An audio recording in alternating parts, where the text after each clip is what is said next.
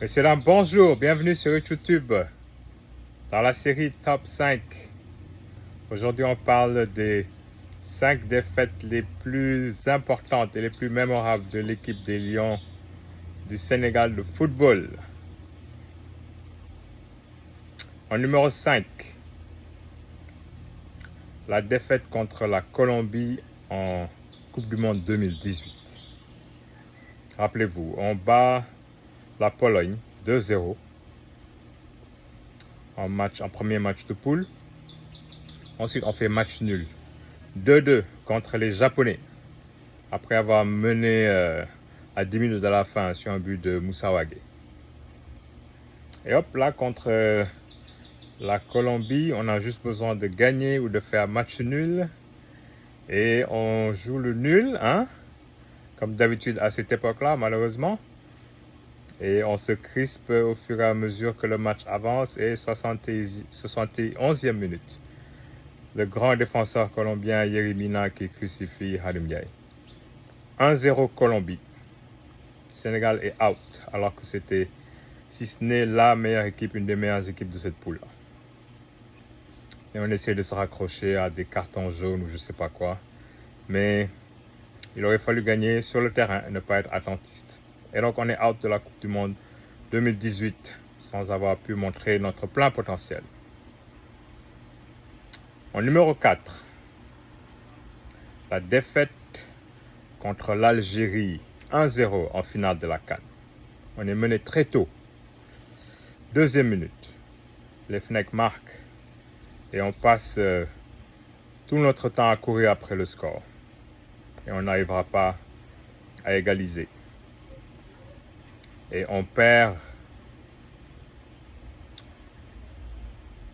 une autre Coupe d'Afrique, largement à notre portée. Et ça faisait mal d'échouer encore une fois si près du but. Mais fallait se heurter à la dure réalité. Et ce n'était pas la dernière fois qu'on échouait malheureusement aux portes du titre. Parce que en numéro 3, je vais mettre d'abord la défaite contre la Turquie en quart de finale de la Coupe du Monde 2002 avec le fameux but en or. Jusqu'à présent, je ne sais pas ce qui nous est arrivé. Les Lions, est-ce qu'ils sont sortis la veille ou non? Il n'y a que qui le savent. Mais ils étaient fatigués sur le terrain. Et malgré ça, ils ont pu aller jusqu'en prolongation. Et je persiste à croire que ce match-là, si on avait été mené plus tôt, on aurait pu le gagner. Revenir au score et même le gagner. Le seul moment où on a été mené à ce match-là, le match était fini parce que on venait de mettre en application la règle de but en or. Et ça en était fini des espoirs du Sénégal, alors que je me rappelle le titre du journal L'Équipe, le matin même de ce match-là. C'était écrit « Le Brésil vous attend » avec les joueurs sénégalais en photo de la une de l'équipe. Tout le monde pensait que la Turquie, ce n'était qu'une formalité, parce que si on avait battu la Turquie, on jouait en demi-finale contre le Brésil. On a peut-être regardé un match trop loin et on n'a pas maîtrisé l'instant présent et on a laissé les Turcs aller en demi-finale, se faire battre par les Brésiliens et Ronaldo, et qui gagnent la finale, qui sont champions du monde cette année en 2002. En match numéro 2,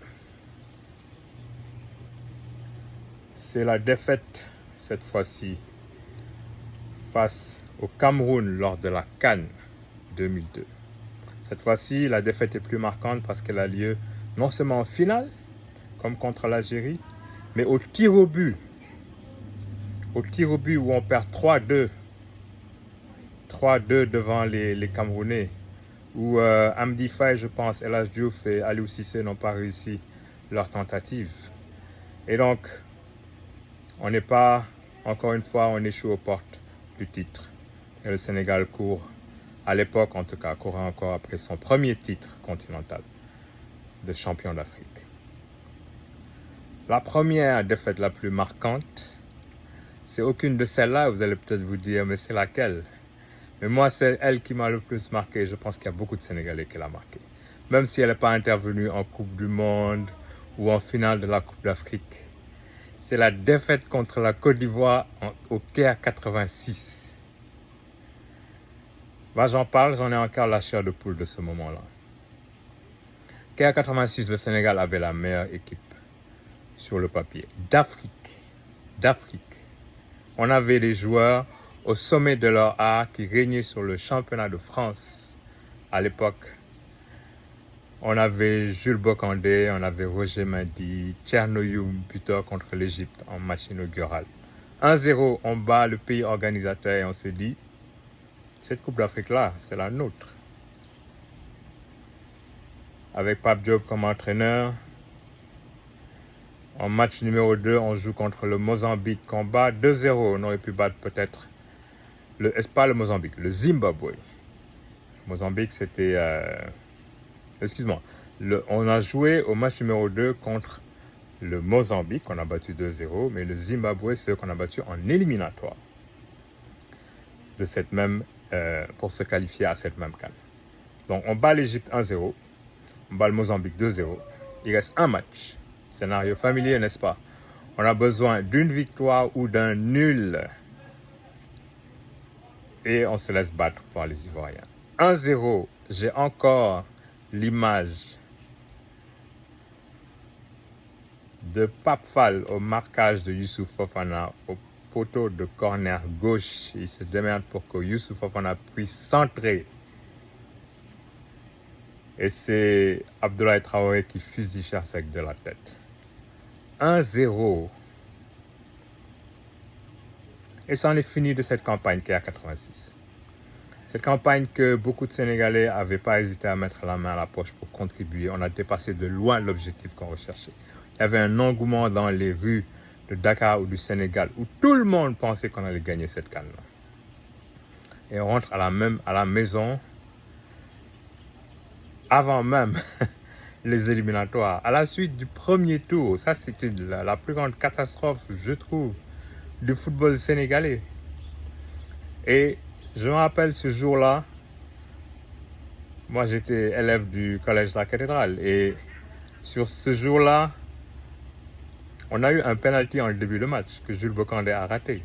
Quand on est allé à l'école l'après-midi, Jules Bocandé avait un fils qui était en 12e à la cathédrale et les gens le cherchaient pour peut-être s'en prendre à lui. Et bon, c'était rien de méchant, mais les gens étaient tellement frustrés de la défaite, on cherchait un coupable.